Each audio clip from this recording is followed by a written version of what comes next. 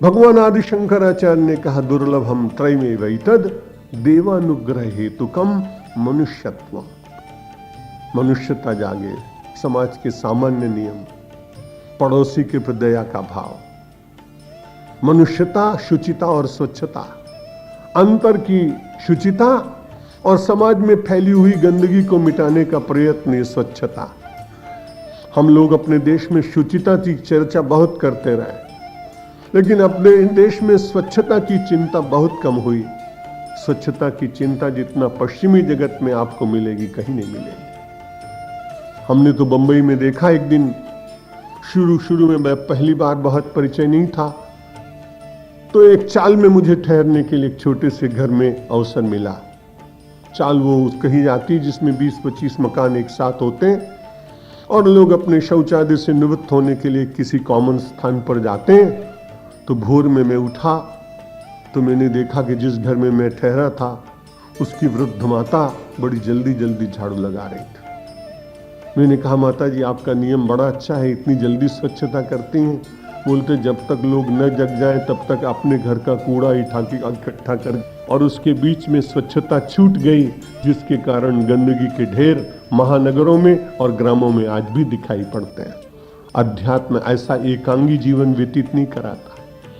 जो व्यक्ति अपने जीवन के चतुर्दिक स्वच्छता नहीं कर सकता, और ये बार बार कहा गया, जब भी पूजन किसी ने कराया आपको, तो उसने अपवित्र पवित्रो व सर्वावस्थांगतो पिवा यस्मरेत पुंडरीकाक्षम स बाहि अभ्यंतर शुचि। उसने बाह्य शब्द कहा, यह स्वच्छता का वाचक है, और जो उसने अभ्यंतर शब्द कहा, यह अंतर की शुचिता का वाचक। हमने जल छिड़का, पंडित का सम्मान किया, दक्षिणा दी, बहुत अच्छी बात। जो सबसे उपेक्षित समाज है आज, उसको रोजी रोटी देना, उसके योगक्षेम की चिंता करना, ये भी भगवान की ही सेवा है, ठीक बात। लेकिन उसने बड़े प्रेम से जो हमको मंत्रों का उच्चारण करके कुछ भाव दिया, उस भाव को हम स्वीकार नहीं कर पाए, और इसीलिए आप देखें कि पता नहीं कितने रोग केवल स्वच्छता के अभाव में होते हैं, और गांव के गांव उसकी पीड़ा सहन करते हैं। भगवान आदि शंकराचार्य ने कहा, उस मनुष्यता का भी पालन करो जो सामाजिक जीवन के उत्थान में सहायक है, और आपके जीवन में प्रसन्नता और मुदिता प्रदान करने वाली क्रिया है, उसको भी मत भूलिए। लेकिन उसको करने के बाद जो जीवन का सबसे बड़ा कार्य है, बंधन से मुक्ति, मुमुक्षुत्वम। मुमुक्षुत्वम का अर्थ ही है मोक्ष की इच्छा। संसार में कोई ऐसा व्यक्ति नहीं है जिसको बंधन प्रिय हो। यदि आपने कितने भी प्रेम से किसी तोते को पाला हो, वो बड़ा साधारण सा पक्षी है, बाजार में से आपने लिया होगा, आप बहुत संपन्न व्यक्ति होंगे, इसलिए आपने उसके लिए चांदी का पिंजरा बना दिया होगा। हो सकता है चांदी की प्याले में, कटोरी में आप उसको दूध भात खिलाते हो सकता हो आप उसे दुलराते हो सकता है आप उसके साथ 2-4 मिनट बैठकर और उससे कुछ कहते हो। वो समझ पाता हो, ना समझ पाता हो, पर आपके कहने से 2-4 शब्द बहुत दिन तक सिखाते सिखाते वो शायद सीख भी जाता हो। इतना सब कुछ होने के बाद कभी आपने अनुभव किया होगा, पक्षी है और वर्षों से आपका साथ उसने किया है, आपकी सुविधाओं का भी उपभोग किया है। जब भी आप आए तो कृतज्ञ होकर अपनी वाणी से उसने अपनी भाषा में आपके प्रति आभार भी प्रकट किया होगा। लेकिन किसी दिन एक दिन भूल गए और पिंजरा खुला रह गया।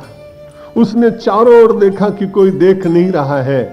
कितनी मोक्ष की इच्छा उसकी प्रबल है कि वो पिंजरा खुलते ही और दूर उड़ जाता है और वृक्ष की किसी ऊंची टहनी पर बैठकर अपनी मुक्ति का आनंद लेता है।